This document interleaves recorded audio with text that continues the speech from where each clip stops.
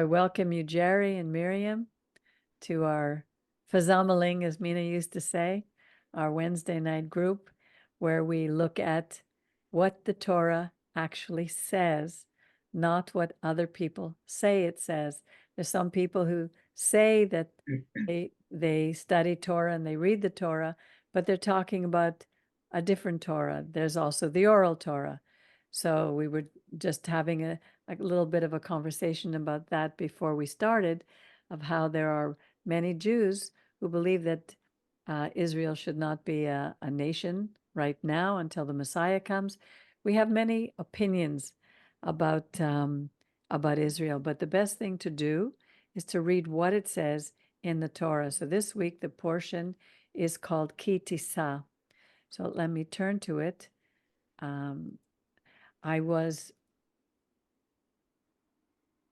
Tissa has to do when you take a census from the heads of the Israelites, according to their enrollment. Each person has to pay to God, Yud He Vav He, a ransom for himself when he's enrolled, so that no plague may come upon them. And I was looking at what that means, and I'm not going to go into it now because I'm going to be speaking about it for my message on Shabbat. So for those who want to know a little bit more in depth about what this means, you got to listen to my message on Shabbat. But you're going to see here that each person, according to, they would be 20 years and up. So the men had to bring something, you'll see in a couple of minutes, they had to pay here a half shekel. And it says here, when I looked up a ransom for himself, it's kaper nafsho. The kaper is like Yom Kippur, a covering for his soul. And I was thinking of, isn't that interesting that God wanted us, and this was not a free will offering. They were ordered to do this. They had to pay a ransom as a covering for their soul so that no plague would come upon them. And each of them had to pay a half shekel. And it didn't matter. It says everyone from the age of 20 years and up had to give that to God as an offering. And look at this. The rich shall not pay more, and the poor shall not pay less than a half shekel when giving an offering to God as expiation, as a covering is much better. It's like God is saying, you know what, guys, I have you covered. Yom Kippur is called the Day of Atonement, but it really is the day of covering. So why do you think it says, Miriam and Jerry, why do you think it says the rich shall not pay more and the poor shall not pay less? What idea is that transmitting to you? I'm going to, that's an excellent way. That means more than in many places. And I think Abraham Lincoln said, or I'm not sure, that all men are created equal.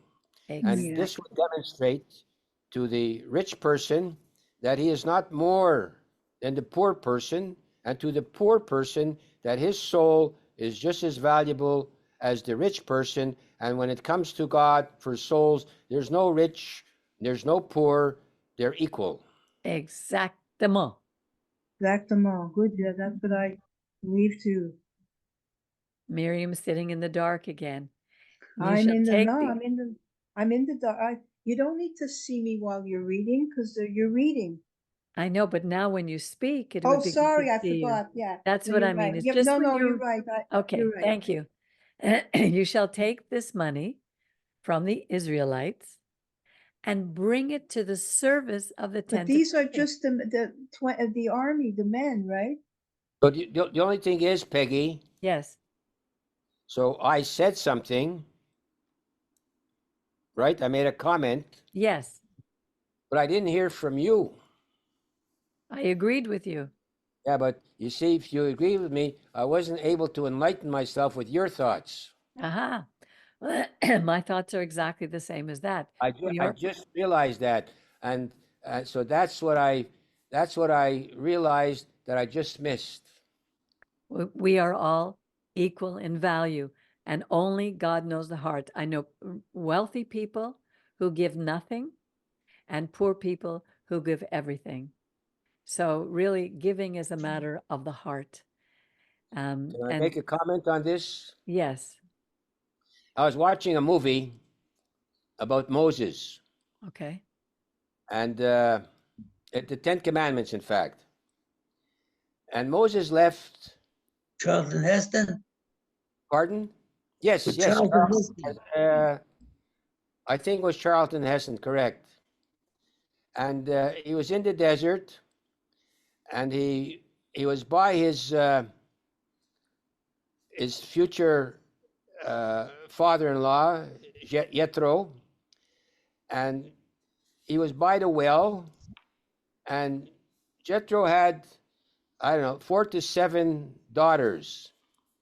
And he asked Moses at that time to choose one daughter.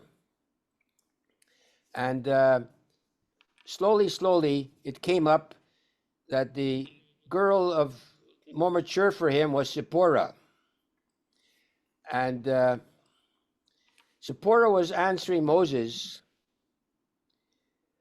when she said Moses, this is in the movie, I'm not sure if it's in the Torah, but it could be apropos for here.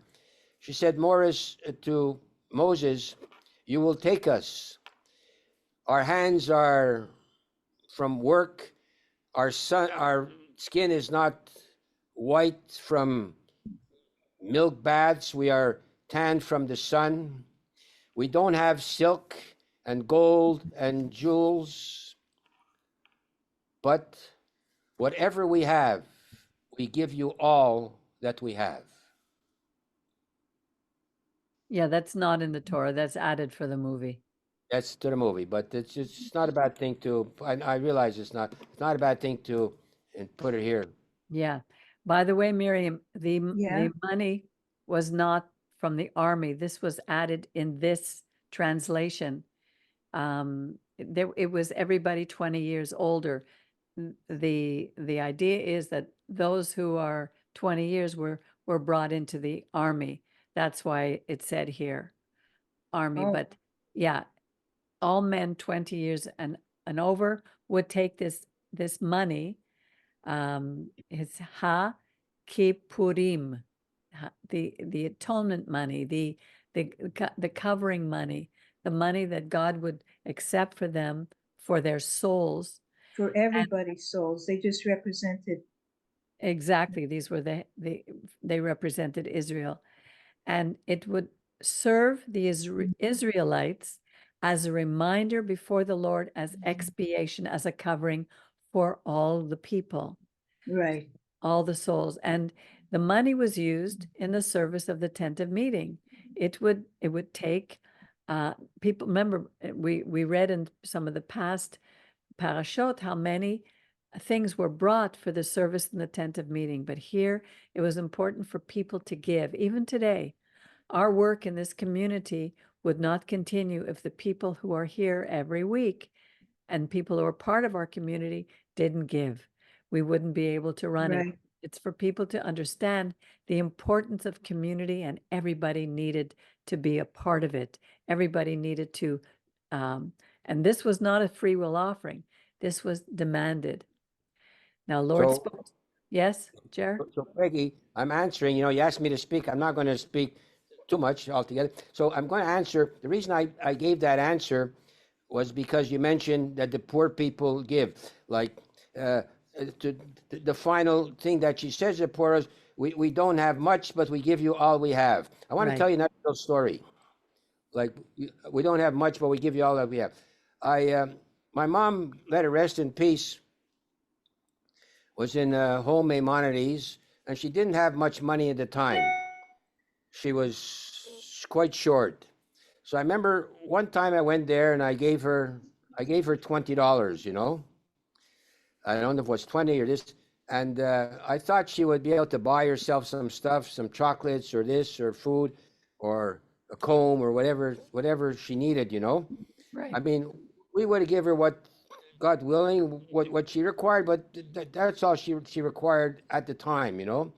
So she took the $20, and it probably was her only $20, and she says, "Oh, good, good. Now I'll have to give to the grandchildren." Ah, look at that. So I'm just, and I find that a thing of my mother I should remember forever. There's many things, but this is one thing that came up right now. What you're talking about, the poor some poor give more, like 90% of what they have, or even 100%. Yeah. And I think that's one of the things that Yeshua was referring to. He always referred to the Torah when there were two, when he talked about the woman, it's called the widow's mite. And, there was a very wealthy Pharisee who went to the temple, and he showed everybody how much money he was putting into the pushka. He was boasting about how he tithed 3 times a week, and he did this and he did that. And the widow came up, and she put in 1 coin, and he made almost like he put his nose up at her, like, look what she is doing. And Yeshua said, I'm telling you that she's giving more than anybody in Israel, because she's giving all that she has. And God, and it's a picture. Everything is a picture of God wants the whole of us, all of us. And you'll see as we read, this will be shown more and more. But let's go through it, because if we stop at every single verse, we'll be No, finished at midnight. one more, because you got me now. There's one more thing to give, Peggy. Yeah, Like, what can you give a rich man? Certain rich people are lonely and depressed, and they only have their money is there. So another important thing is what you do for people. If you have a service, if you help people, if you give certain people who are down, if you give them your time, which is more valuable than money. You give exactly. them time, and the biggest thing you could give them is loving kindness. Yes, So gifts are not just money. Gifts are everything. What you give to you, what you give. Saying hello to a exactly. person. If you go to a group and you say hello to everyone, that's very important too. Okay, next case. Exactly. Exactly. But in that particular case, the half shekel had to do with showing that we're equal, and it was very practical. We were bringing money to the temple. And here it talks about how God told Moses to make a laver of copper, a wash bin of copper, and a stand for washing. This is where you see in the kosher restaurants, you'll always see that laver where they can wash their hands. But the idea here, let Aaron and his sons wash their hands and feet from it. It says here, when they enter the tent of meeting, they shall wash with water, that they may not die. Or when they approach the altar to serve, to turn into smoke and offering by fire. Now, again, God is always giving us pictures throughout the ages. If you look in the Middle Ages, one of the things that the Jews were accused of was causing the bubonic plague and some of the great plagues, because they didn't die.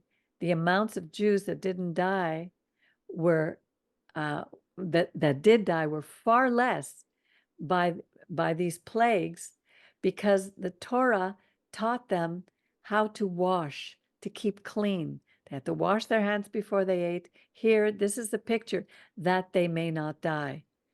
They wash their hands and feet, that they may not die. It shall be a law for all time for them, for him and his offspring throughout the ages. Wow, so this is okay, sorry. Go ahead, Miriam. I always know that there's a literal and a spiritual meaning to things, but I never thought of it this way, that it's pure. It's true. The people surrounding the Jewish people, when Jewish people were in other countries, they were dying of more frequently than more of them were dying. That's Yeah, right. The Torah taught them how to have latrines. That was in Right. the Torah. Sanitation Right. is in the Torah. And we were to teach the others how to do it.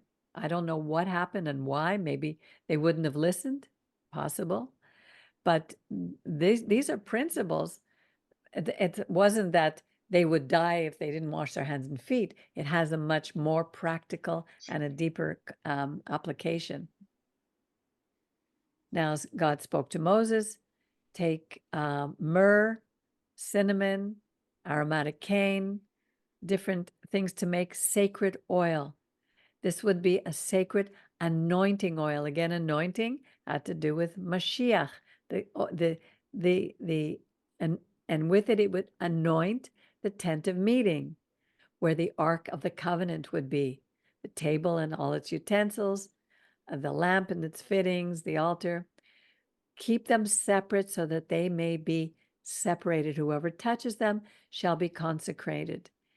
Here he's setting up a priesthood and he's giving them rules and regulations of how to do these things because he wants them to be set apart for him. Certain things would be set apart for him so that we could focus away from paganism toward him. Now, this would be an anointing oil throughout the ages. It must not be rubbed on any person's body. There must not be anything like it. It's to be held sacred. Any party who compounds its likes shall be cut off from his kin. And then he gives the measurement, the herbs that are in the sacred Again, ointment. this is so important because otherwise God knew in 2 seconds we would be doing, number one, either whatever we wanted to do. That's not about God anymore. It's about what we wanted to do, or about what, the prevailing in thing to do was in the pagan culture around them. So again, it's about focusing on God. We don't need Exactly. to do rituals, but it helps us to focus. Exactly. I remember hearing when I used to work in this restaurant, and I remember this man discussing with this woman, but he was a self-appointed leader, a religious leader, and he said, I'm founding a new religion. You want to help me to create this? And he was serious. And I was like looking at him. Anyway, but that's what we would do. That's right. You'll go to many places and you'll see small little altars that people build. They'll have an Yeah. altar in their home. They'll have an altar in a restaurant where people bring little, you go into Chinese restaurants and you'll see a little Buddha with coins and a fruit, and they're feeding their God, and they believe that it'll bring them prosperity. God is telling us we only have one Mishkan. There's going to be one community, and you will meet the way I tell you to meet, not the way you want to. That's what this is all about. It's giving us boundaries. Put it before the pact of the tent of meeting. Look what it says, where I will meet with you. God has certain specifications, and we don't always know why, because we don't understand what's going on in the fourth dimension. We don't have a picture of what's happening there, but he does. And he's given us these boundaries for they're called chukim. We don't always understand why, but it's because he said so. Now, when you make this incense, you must not make any proportions for yourself. It's sacred. Anyone who makes anything like it shall be cut off from his people. And we're going to see that as we read on here, how to be cut off from the community, from the people.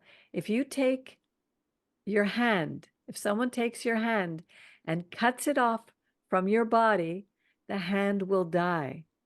The body will live, but the hand will die.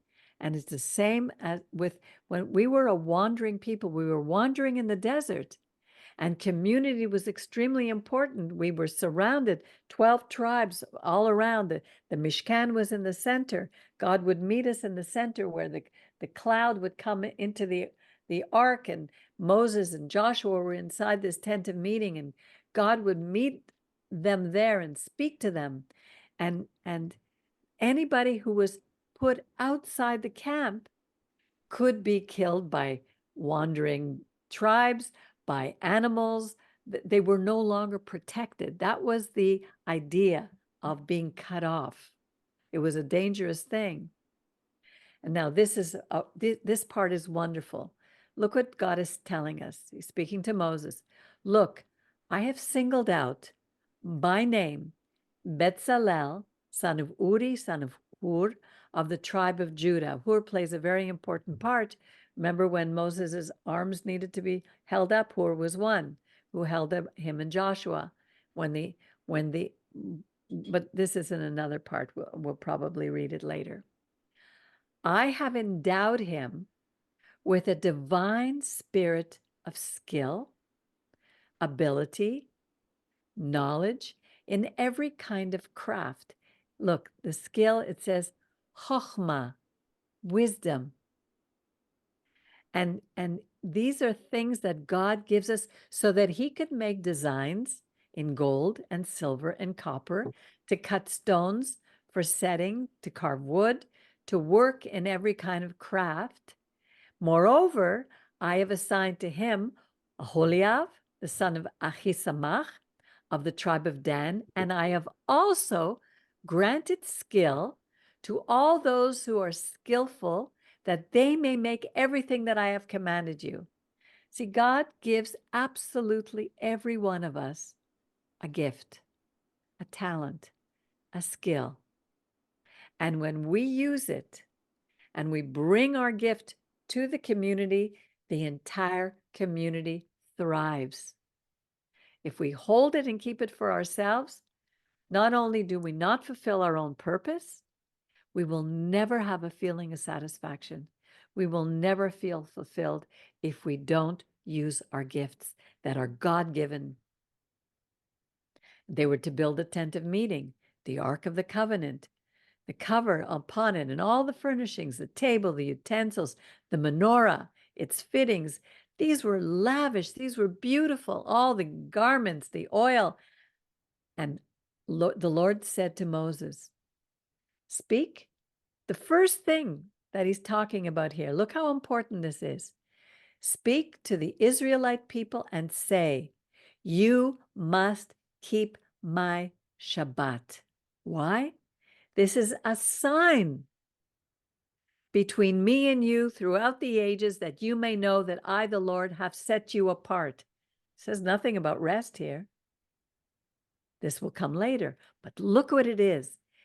We keep the Sabbath because it's a sign that the God exists and that he set us apart. He took us out of the Gentile nations. He made us, he's forming us into a people.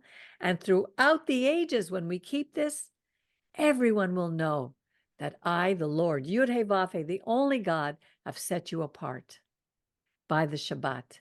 You will keep the Shabbat because it is holy for you. It is separate for you from the things that you do during the rest of the week, which has to do with work every day. See, when we were slaves in Egypt, we had to work 7 days a week. We could not even go to the bathroom without asking. Anyone who profanes it shall be put to death. Whoever does work on it, melacha, work from the word melach, means salt, where we get salary, that person shall be cut off from the mishpacha, from the family, from the community, from the kahal. We don't take it seriously. Shabbat doesn't mean much for a lot of people today, and for others, it's become too crazy. But basically, it's a sign of his existence, not only for us, but for the rest of humanity. 6 days work is to be done. The 7th day is a Shabbat of complete rest, separated for God. Whoever does work on the Shabbat shall be put to death. And I believe, honestly, I believe that a lot of people are dying today and are sick today because we don't keep the Shabbat. The Israelite people shall keep the Shabbat, observing it, the Shabbat, through the ages as a covenant. It's a brit for all time, olam, a brit olam. And it's a sign for all time between me and the people of Israel. Now that includes the ger, the stranger who lives among us. Anyone who chooses to be part of Israel is called the ger, like Ruth, where you go, I will go. Your people shall be my people, your God, my God. For in 6 days the Lord made heaven and earth. Could have been 10 days, could have been 12 days. It was 6 days. That's how we know that on the seventh day, that's our week. He ceased from work and was refreshed. And he gave it to us to be refreshed. And upon finished speaking with him on Mount Sinai, God, listen carefully, God gave Moses 2 tablets of the covenant of the Brit, stone tablets inscribed with the finger of God. Many people will say, oh, Moses was wise. He went up on the mountain and he wrote it. This is telling you exactly what happened.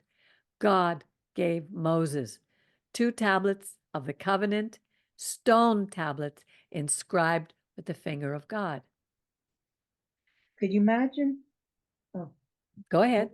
sorry, something showed up on my computer. Just a second. I don't know how to get rid of it. Sorry, just give me a sec. Okay. Can you imagine what? Well, could you imagine if you know, it says God inscribed it, God gave us the commandments. Could you imagine if you know, everyone said, every group of people said, well, no, that's not what's right, that's not what's, you know, what I say is right, what this person says is wrong, blah blah blah. You'd have like trillions of different codes, which we do in a way because people believe what they believe is right, but there is still a sense in the world that certain things are wrong. Like there's a, you know, at some deep level, everyone knows the basic commandments, that killing is wrong, stealing is wrong, you know, and that can only come from, that murder, I premeditated meant murder. murder. Yes, you're Yeah. right. That murder is wrong, whatever. So in some way, I mean, God gave it to everybody, um, and otherwise it would just be total. Well, it is a total. What's right for me is not right for you, etc. So it's amazing, Yes. you know, that God gave When us this that. was happening, there weren't all these other books. There were codices like the Hammurabi Codex. Yeah. There are different codices that were written when you entered into a territory. You knew the rules. You would know the laws of the land. But we didn't have that yet. And God was giving that to us because these would be the laws of the land. The Torah, the 10 Commandments, are the Constitution, the laws of Israel. And this is where he gave it to us and how he gave it to us. But people don't want to hear them today. They say, oh, I know a couple of them. We need to know them all so that we could live them. And look what happens here when when the people saw that Moses was too long in coming down from the mountain because he was there a month and a half. 40 days is a month and 10 days. That's a long time. Imagine waiting. You're in the car with your kid. Are we there yet? Are we there yet? You know, here they're waiting for Moses to come down, and he hasn't come down in 40 days. So the people were gathering against Aaron, and they said to him, come, let's make a God who shall go before us, because to them, Moses was becoming a God, and their God had disappeared. For that fellow Moses, the man who brought us out from the land of Egypt, we don't know what happened to him. And Aaron said to them, look carefully what Aaron said. Now, he was probably scared to death because they're, you know, he's a mild-mannered guy. He was just, you know, the sidekick of Moses. He did the speaking, but he was very quiet. Like he was a peacemaker. He liked peace. He said to them, you guys, you men, take off the gold rings that are on the ears of your wives and your sons and your daughters and bring them to me. And all the people took off the gold rings that were in their ears and brought them to Aaron. This he took from them, and he cast them in a mold, and he made it into a mold. He made it. He formed it. It says it here. Listen carefully, because later on we're going to hear him say something completely different. He cast it in a mold and he formed it into a metal calf, a golden calf. And they all cried out, "This is your God, O Israel, who brought you out of the land of Egypt." What a slap in the face to the God, our creator, who brought us out of the land. And this is constantly what we're doing. We are constantly saying things that are completely opposite to what God said and did. That's why it's so important for us to listen, to read them. When Aaron saw this, he even built an altar. He built an altar before the calf. Can you imagine? And he announced, "Tomorrow shall be a festival of Yud He Vav He," almost as if he's saying that that calf was equal to Yud He Vav He. Oy vey, that's all I can say. The next day, early, did you want to say something, Memes? No, it's on. Let me see. No.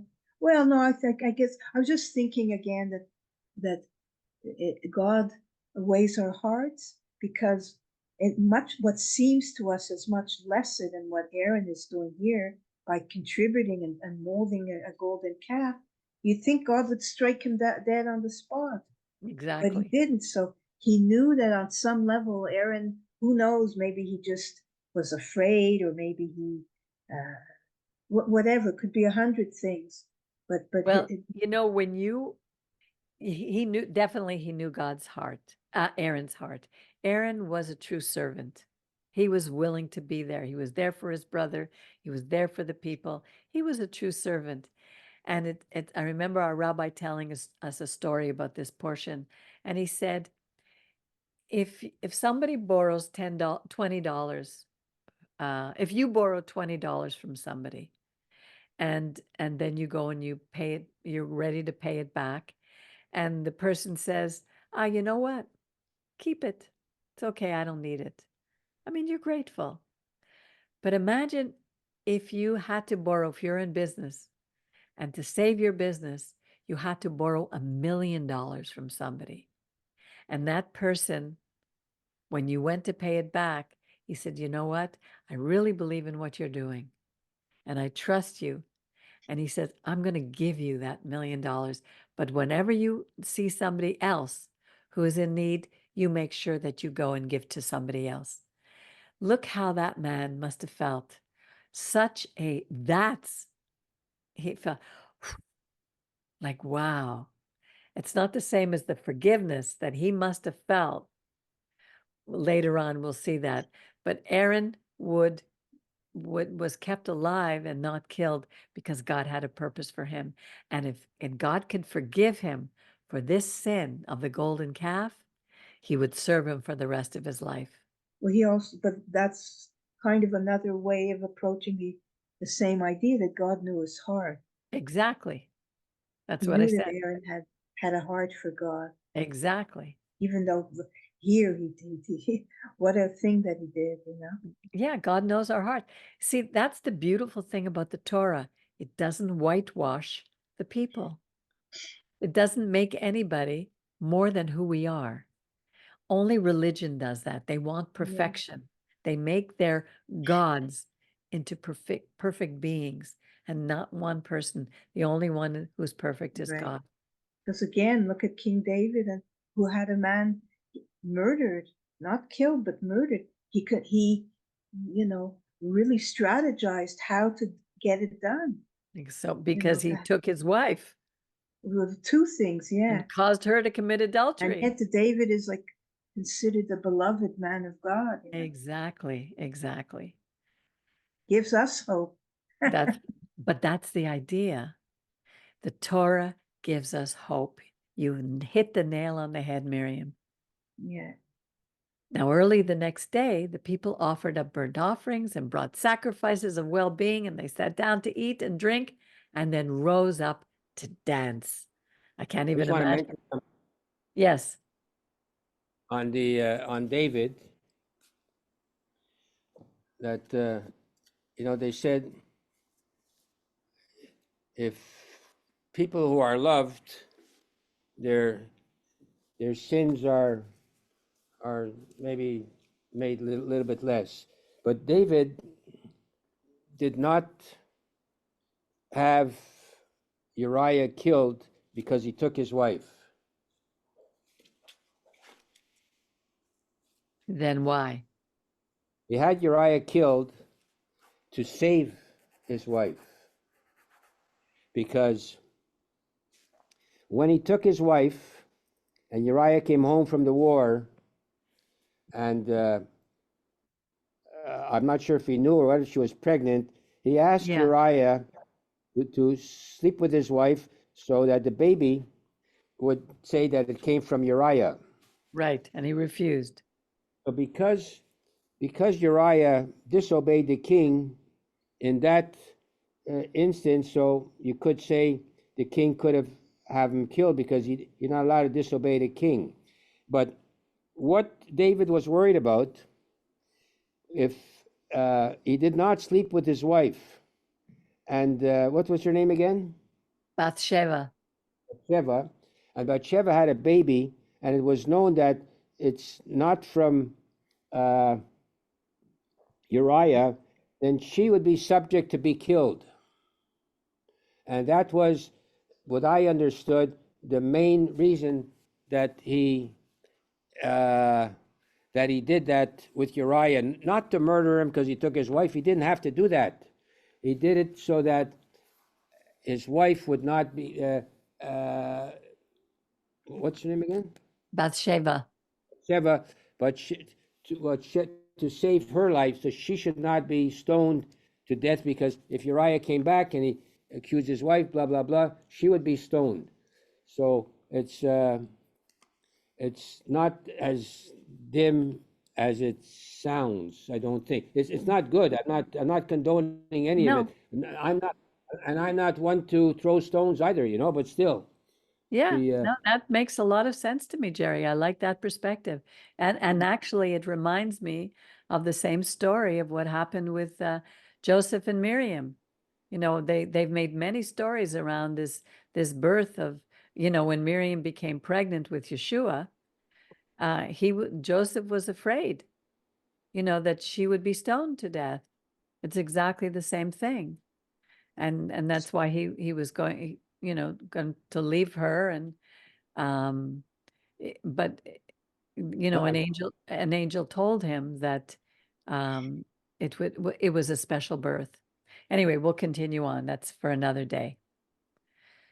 So here God spoke to Moses and he said, hurry down, because your people whom you brought out of Egypt are acting, what's the word, basely. I'm sure it was really very basely. They have been quick to turn aside from the way that I commanded them, and they have made themselves a golden calf, and they are bowing low to it and sacrificing to it, saying, this is your God, O Israel, who brought you out of the land of Egypt. The Lord further said to Moses, I see that this is a stiff-necked people. Kishe oref.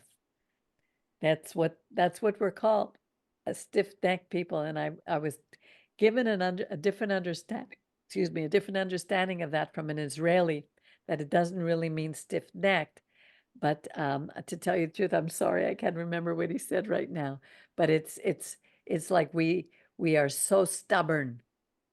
And he says, let my anger blaze against them, and I'm going to destroy them, and make from you another great nation. Like he destroyed Sodom and Gomorrah, and he destroyed the time of the flood with Noah. It's nothing for God to destroy all the Israelites.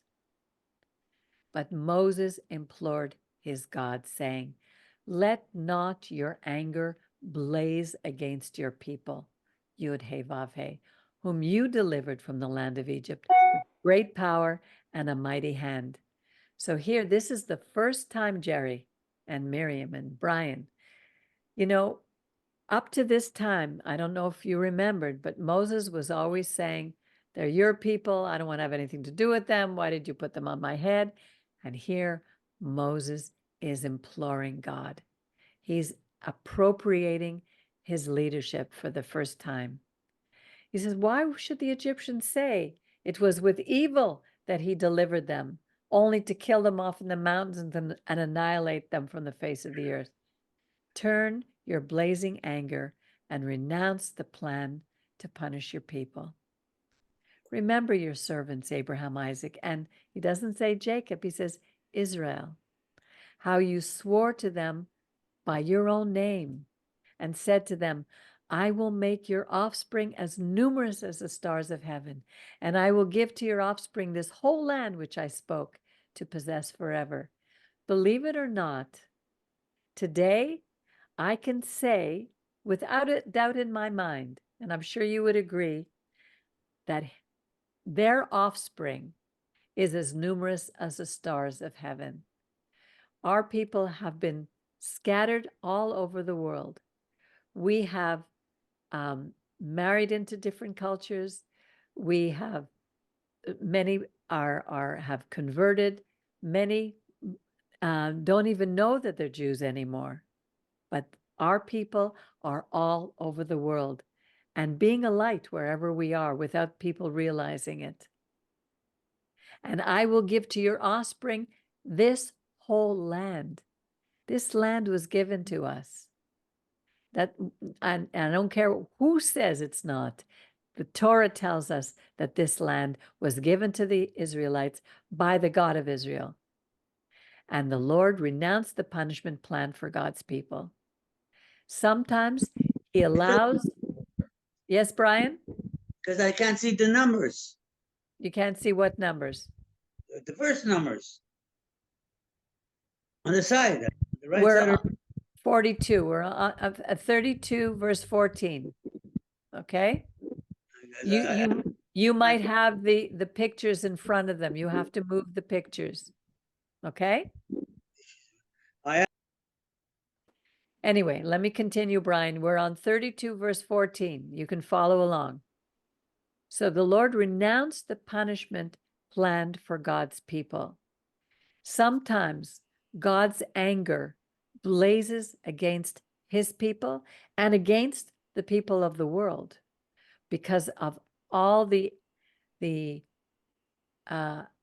anti-God ways of living. We are so immoral, and when we become so immoral, look how we destroyed Sodom and Gomorrah. Verse 15, Brian. Therefore Moses turned and went down from the mountain. Exodus 32, verse 15. Moses turned and went down from the mountain, carrying the 2 tablets of the covenant, tablets inscribed on both their surfaces.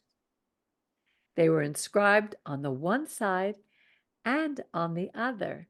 Now, I don't know if it means in the front and the back of both of the tablets, or on the 2 sides of each tablet, but it looks like it's saying on the one side and on the other.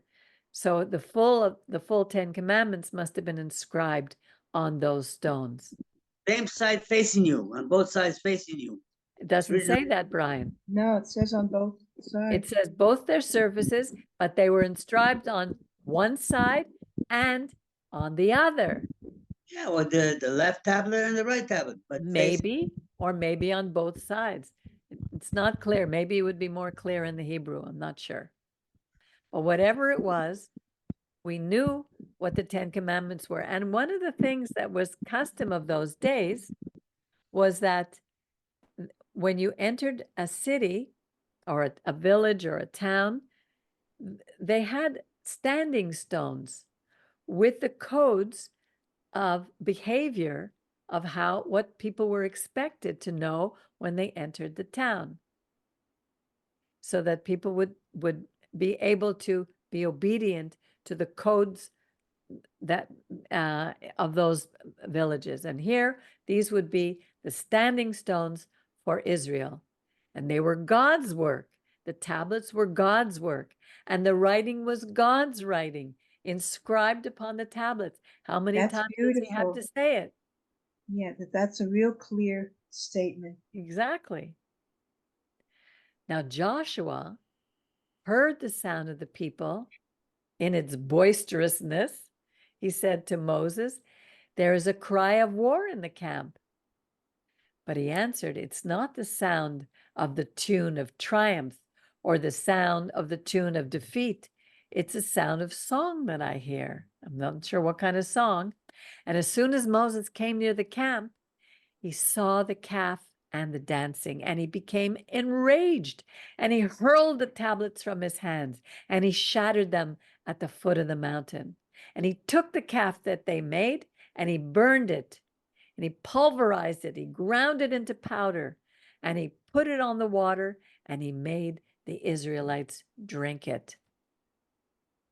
And Moses said to Aaron, "What did this people do to you, that you have brought such great sin upon them?"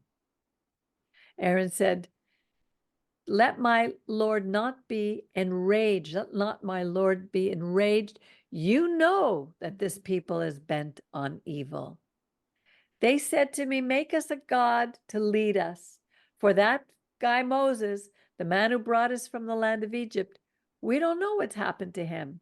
So I said, 'Whoever has gold, take it off.' They gave it to me.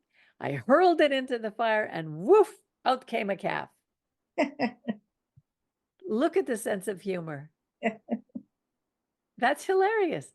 Our children would do that. I remember when my daughter was, I think, 5 years old, and I came home from work, and her face, she came to the door, her face was covered with my makeup, lipstick everywhere, my rouge all over her face. And I said, "Were you playing in my makeup?" And she went, "I wasn't, but I did it, Mommy." It's the same thing. Oop, out came the calf. That's our nature. We don't like to be confronted. Moses saw that the people were out of control because Aaron had let them get out of control. So they were a menace to any who might oppose them. He was scared of them, obviously. And Moses stood up in the gate of the camp and said, "Whoever is for Yud-He Vav-He, come here." And all the men of Levi rallied to him. Now you remember the Levites. They were getting ready to serve in the temple, but Simeon and Levi were the two tribes who killed all the what were they called? The ones who remember Shechem, all the Shechemites, because the son had taken Dinah and raped her, and Levi was right there with the sword. He's a warrior. And here these men rallied to him, and Moses said to them, "This is what the Lord God of Israel says. Each of you put your sword on your thigh, go back and forth from gate to gate throughout the camp, and slay your sibling, your brother, your neighbor, your relatives, your own people you're going to kill." And the men of Levi did as Moses had said, had ordered them to do. And 3,000 people fell that day. 3,000 fell that day. How do I, hello? Yeah. I mean, I'm just like, this is something I struggle with. Like, I understand what's happening, the formation of a nation, etc. But this is they had to do it themselves. Like, can you imagine like what you have to say? Like when people like my sister or other people will say, it's such a violent, like it's so violent, the Torah. Like, and I could tell her, which I know is true, that God's forming a nation, and we were to be a light to the nations. But this is such a brutal thing. It looks brutal, but remember, it's the beginning of the formation of our nation. You're right. And without God, without an understanding of the nature of God, you cannot explain it. Yeah, it's very hard. It's You it's have to almost have a impossible premise. because You could God only knows the beginning from the end. He knows he knows consequences. If we don't take a hard stand, if you don't train your children at the very beginning when they're young, and sometimes it comes with a spanking, it hurts, then those children grow up to be brats, unable to train them in anything. Here, God is training us as a nation. He knows that if we don't take a hard stand now, we're going to have to deal with something much worse later on. There are consequences for our disobedience, going to other gods. And we're going to see it a little more as we continue. You'll see.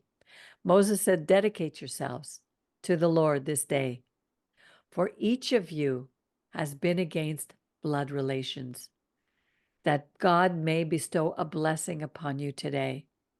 Sometimes we have to cut out the cancer, and it's not easy. It hurts. The next day, Moses said to the people, you have been guilty of a great sin, and this still plagues us today. Yet I will now go up to the Lord, and perhaps I may win forgiveness for your sin.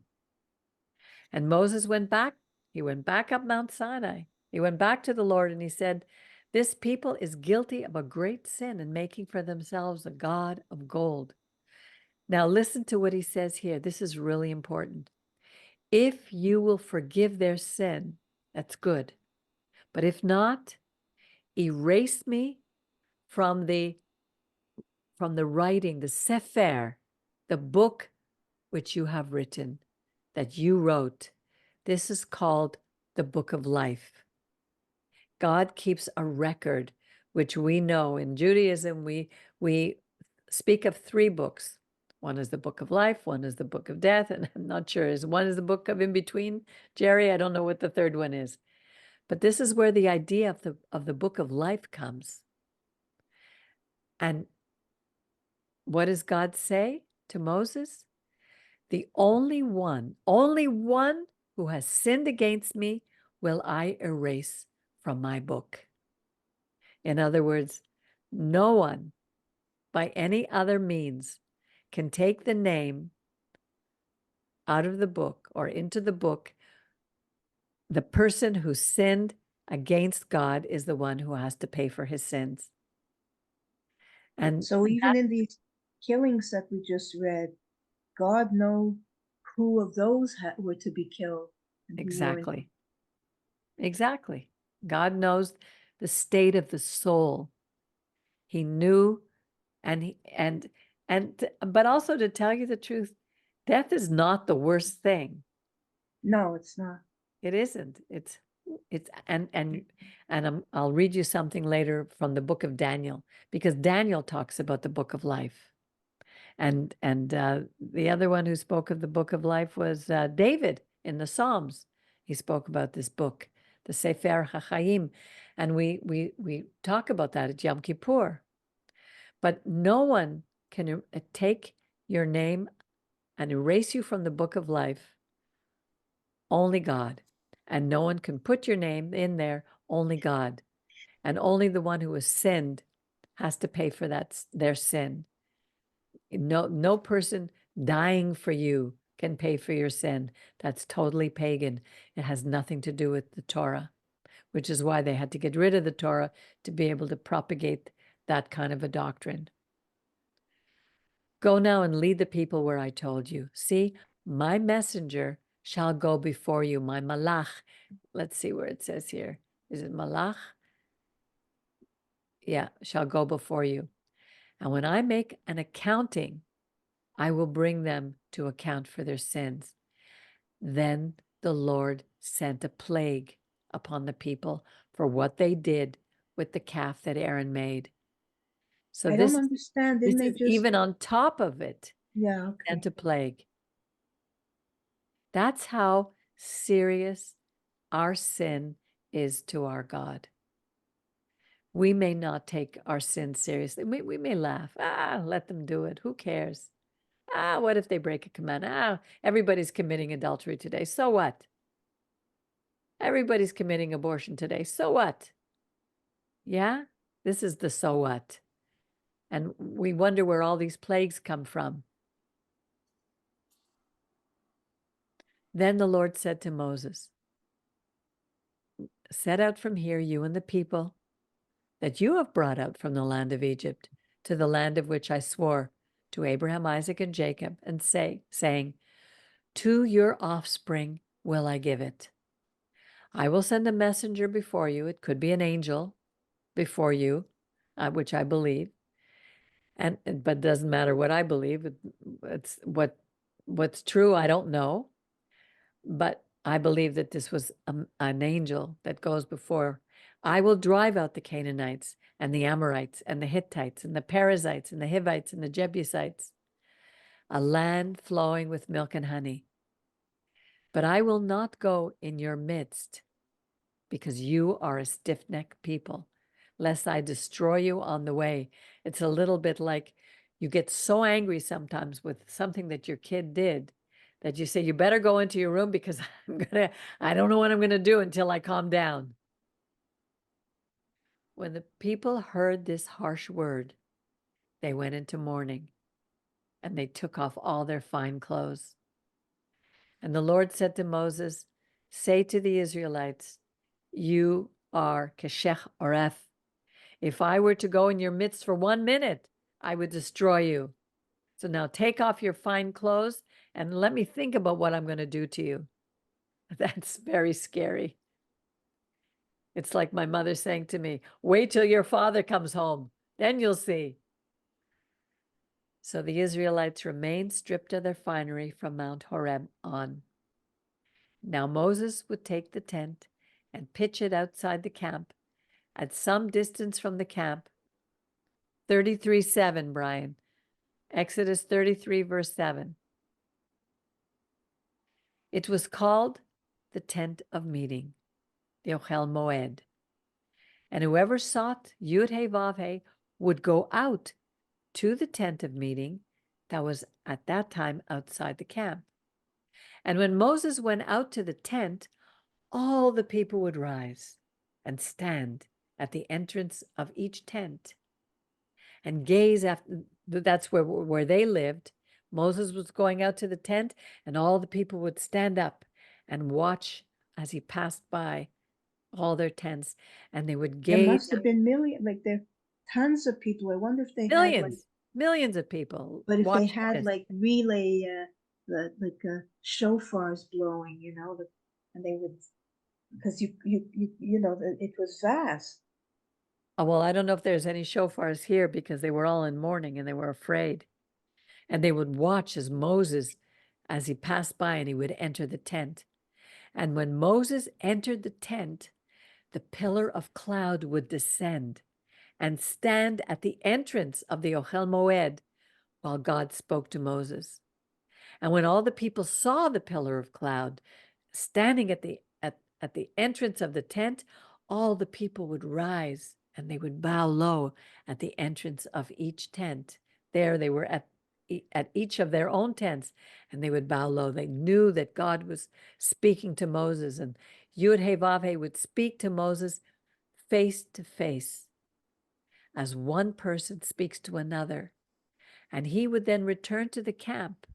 So Moses would leave, but listen to what here, we don't always notice this, but his attendant, the one who was with him, Joshua, son of Nun, serving as his deputy, did not get out of the tent. He remained. So he was there when Moses was speaking to God inside the tent.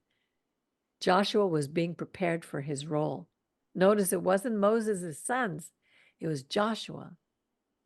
And Moses said to the Lord, Yud-Heh-Vav-Heh, see, behold, you tell me, lead this people forward, but you have not made known to me whom you will send with me. Further, you have said, I've singled out to you by name, and you have indeed gained my favor. Now, if I truly gained your favor, let me know your ways, that I may know you and continue in your favor. Consider, too, that this nation is your people. This is a prayer that we can all pray. let me know your ways, and may I continue in your favor. Because let me tell you, when you know his ways, God makes a way for you. It's amazing. And God said, I will go in the lead, and I will lighten your burden. And he replied, unless you go ahead of me, unless you go ahead of us, do not make us leave this place. They were there at Mount Sinai, and they were afraid to leave because unless God went with them, he wasn't going to go. They knew he was in the mountain, but he needed to go with them as they were traveling through the desert. For how shall it be known that your people have gained your favor unless you go with us, so that we may be distinguished, set apart, your people and I, from every people on the face of the earth? That the only way that our people, that the others could know that we're set apart, was because our God would go with us. And later on, we'll see how our God always went with us with the Ark of the Covenant, the Levites carrying it, each one having their special position, and they would carry this Ark of the Covenant and go before us when we went to war. And the Lord said to Moses, I will also do this thing that you have asked, for you have truly gained my favor, and I have singled you out by name. Isn't it amazing when you know that God has singled you out by name? He knows our name. He knows our hearts. He knows everything before we even say it. And Moses said, let me see your face. Let me behold your kivod, your glory. Let me behold you. And God answered him, I will make my goodness, kol tovi, my goodness, tovi, al pnecha, before your face, and I will proclaim before you. Here, God is proclaiming. Remember, he's saying out loud the name Yud He Vav He. He knew how to say it. Today we're told you're not allowed to say it. That isn't true. It's not that you were not allowed to say it. We have forgotten how over the ages. Because they say that the third says we're not to take his name in vain. That's the third commandment. So we don't say his name, but it's not because we can't. We just have forgotten. We're not to take his name in vain is a very different thing. And the grace, the chesed, that I grant and the compassion that I show, continuing, but you cannot see my face. For any human being may not see me and live because he's full light. We can't see God. He's light. He's energy. He's too great for us. If we would see him, we would die. We would be burnt to oblivion. And the Lord said, there's a place near me. Station yourself on the rock.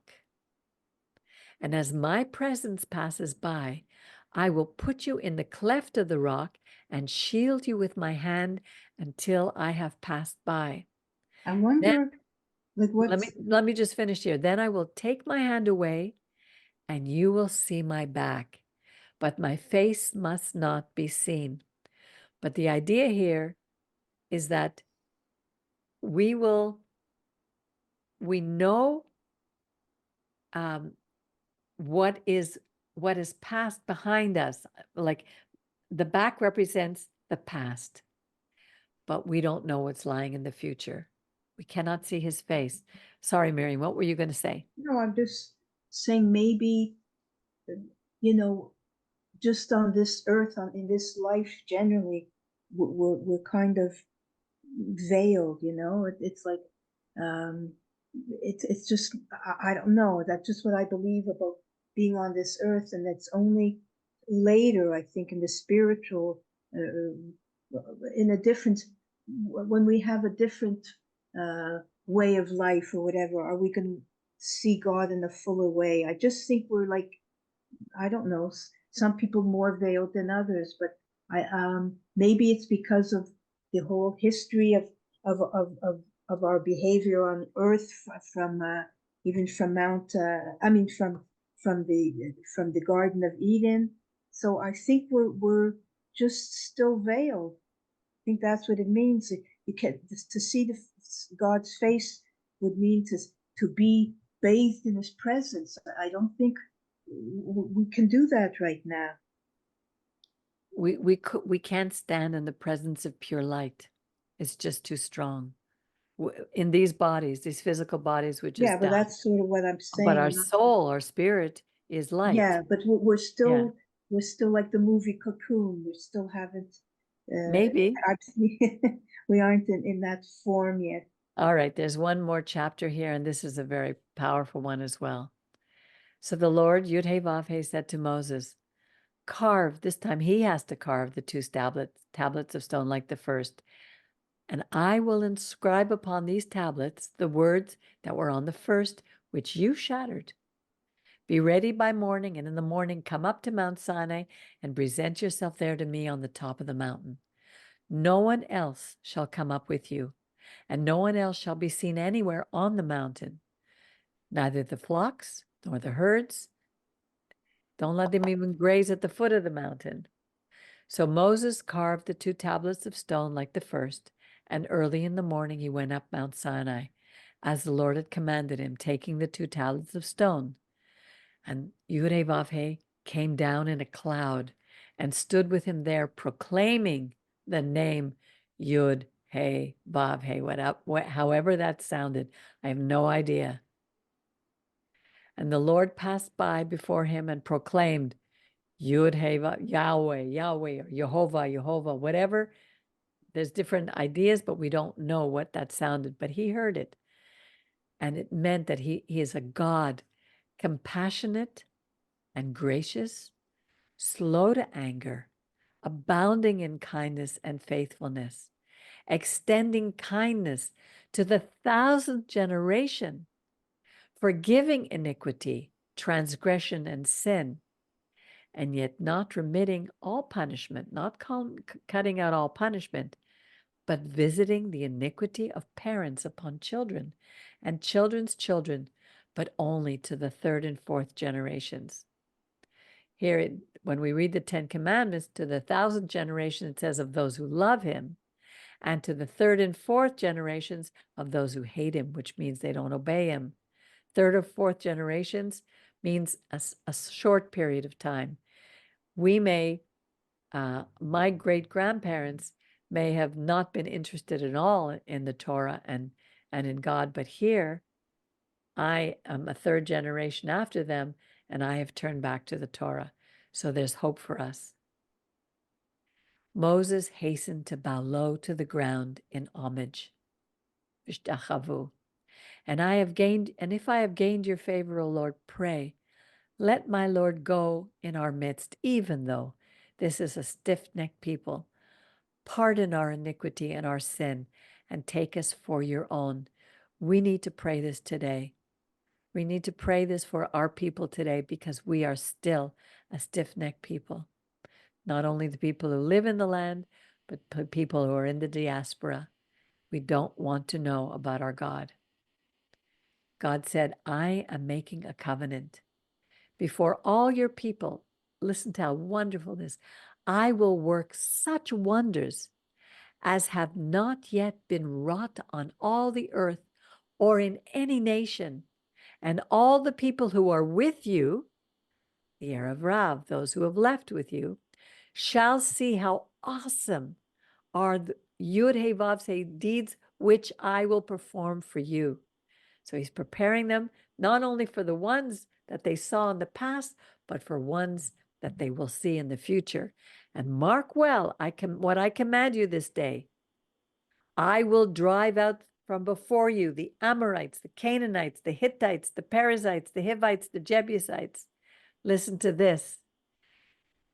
For all those trying to make peace, who say that we have to have all these accords with Israel, beware of making a covenant with the inhabitants of the land against which you are advancing, lest they be a snare in your midst. You must tear down their altars and smash their pillars and cut down their sacred posts. For you must not worship any other God, because Yud He Vav He, whose name is impassioned, he's a jealous God, is zealous and jealous, and he's impassioned. You must not make a covenant with the inhabitants of the land, for they will lust after their gods and sacrifice to their gods and invite you, and you will eat of their sacrifices. And when you take wives into your household from among their daughters for your sons, their daughters will lust after their gods and will cause your sons to lust after their gods. That's why we cannot make a pact. God does not want us to be with any other gods. And then he's now going to speak about some of the commandments, not in the same order that he read the 10 commandments to us, but he will say some of them and then he will add some of them. You will not make molten gods for yourself. Don't fashion any gods for yourself. You will observe the feast of unleavened bread, matzah. Eat matzah for 7 days, as I have commanded you, at the set time of the month of Aviv. For in the month of Aviv you went forth out of Egypt. Every first issue of the womb is mine. This is the Pidyon Haben. From all your livestock that drop a male as firstling, whether cattle or sheep, from the firstling of a donkey you shall redeem with a sheep. If you do not redeem it, you must break its neck. You must redeem every male firstborn among your children. None shall appear before me empty-handed. These were for the offerings. 6 days you shall work. On the 7th day you shall cease from labor. You shall cease from labor even at plowing time and harvest time. You shall observe Shavuot, the first fruits of the wheat harvest, and Sukkot at the turn of the year, at the end of the year. At 3 times a year, Shalosh Regalim, all your males shall appear before God, Yud He Vav He, the God of Israel. And I will drive out the nations from before you, and I will enlarge your territory. See what humanity keeps doing? What humans want to do? They want to decrease the territory of Israel. They not only want to decrease it, they want us gone. They want us dead. But what God says, I will drive out the nations and enlarge your territory. No one will covet your land when you appear before the Lord your God 3 times a year. When was the last time you heard of our people going 3 times a year to Jerusalem? You shall not offer the blood of my sacrifice with anything leavened. When he's asking for offerings at the time of Pesach, it would be with nothing, without any leavening. The offering of Pesach should not be left lying until morning. We had to eat it all because the next day we were gone. The choice first fruit of your soil you shall bring to the house of God. This is the offerings, always to bring the best offerings to the house of God. And you shall not boil a kid in its mother's milk. Again, a pagan ritual where the pagans would have a fertility rite where they would boil a kid in the mother's milk so that the mother who would drink this milk would become pregnant.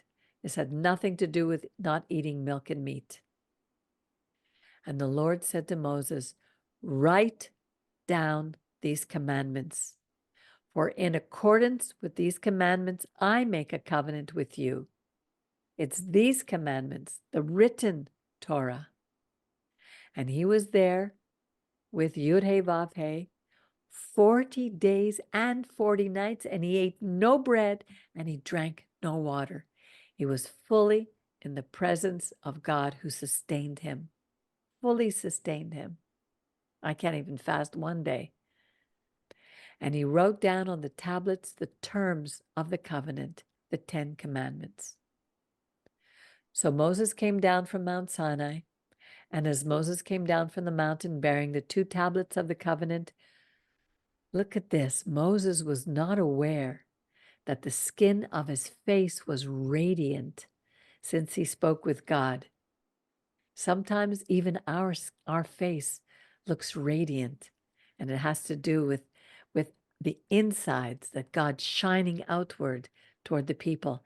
And Aaron and all the Israelites saw that the skin of Moses' face was radiant, and they were afraid. They shrank from coming near him. But Moses called to them, and Aaron and all the chiefs in the assembly returned to him, and Moses spoke to them. And afterwards, all the Israelites came near, and he instructed them about all that the Lord had imparted to him on Mount Sinai. He told them everything. He told them the 10 Commandments and what they needed to do. And when Moses had finished speaking with them, he put a veil over his face because his face was shining so brightly. When Moses went in before the Lord to converse, he would leave the veil off until he came out. And when he came out, he told the Israelites what he had been commanded. The Israelites would see how radiant the skin of Moses' face was. Moses would then put the veil back over his face until he went in to speak with God. May we all have a radiant face from speaking with God. And may we all be able to hear that name. I would love God to whisper his name in my ear. Yud Hey Yeah, Vav. that's my constant prayer is to have well, slowly God does it, but take the blinders off my eye. Yeah. I think sometimes I think about it and I said, well, I'm certainly not humble enough. I still have maybe too much yeast of the Pharisees in me. So this was a very powerful teaching. Oh my God. I want to go out and I want to shout it out to my people. I want to scream. If only we would be obedient, none of our enemies would come against us. We wouldn't be going through all these things that we're going through now.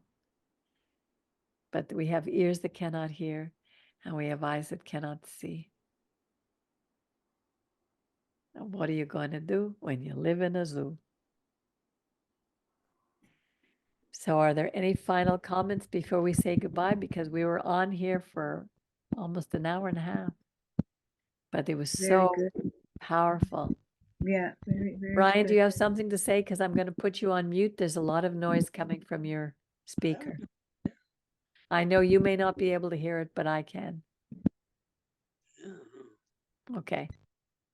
So Jerry, you ready to read the Aaronic benediction? The Aaronic benediction was said by the Kohanim from Aaron, and he had to bless the people be'ahava, which means with ahava, with love. Yes.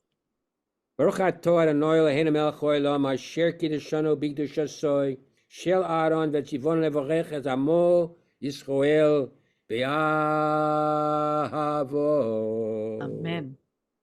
Yevarechecho Adonai v'yishmerecho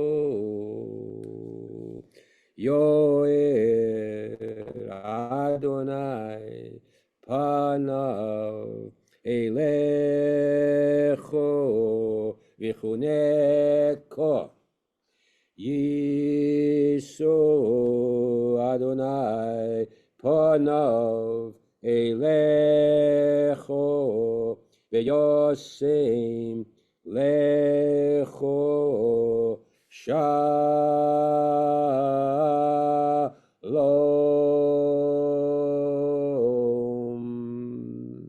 V'samu et shemi al b'nei Yisrael v'ani arvorchem. May the Lord bless you and keep you. May the Lord shine his face upon you and be gracious to you. May the Lord lift up his countenance upon you and give you peace. So shall they put my name upon the children of Israel, and I will bless them. May that happen for us today. May we be blessed. I wish you all a wonderful week. A Shabbat Shalom. Thank you for your participation, your input, and may we be a light and shine our light to everyone who comes near us. And to that we say, Amen v'amen. Amen. Shabbat Shalom. Thank Shabbat you. Shalom. You're Shabbat welcome. Shalom. Bye-bye.